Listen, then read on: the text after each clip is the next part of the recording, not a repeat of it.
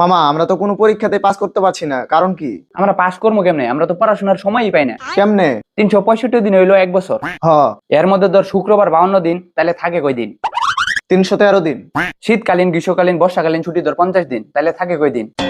263 দিন। দৈনিক 8 ঘন্টা করে ঘুমাইলেও বছর 122 দিন ঘুমানো হয়, তাহলে থাকে কয় দিন? 141 দিন। দৈনিক যদি তুই 1 ঘন্টা করেও খেলাধুলার পিছনে সময় দেস, তারপরে বছরে 15 দিন চলে যায়।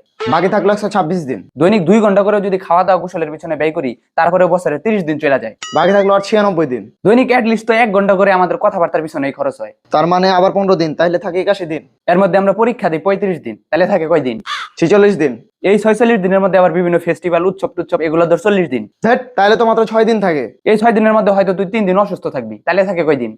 বাকি থাকলো মাত্র 3 দিন। 3 দিনও থাকে না। তুই কি বছরে 2বারও কোথাও ঘুরতে যাবি না? ধর 2 দিন ঘুরতে গেলি তুই। ছি, তাহলে তো মাত্র 1 দিন থাকে। হ্যাঁ, 1 দিন থাকে। তোর জন্মদিন। ਬਿੱਲੋ ਬੱਗੇ ਬਿੱਲਿਆਂ ਦਾ ਕੀ ਕਰੇਂਗੀ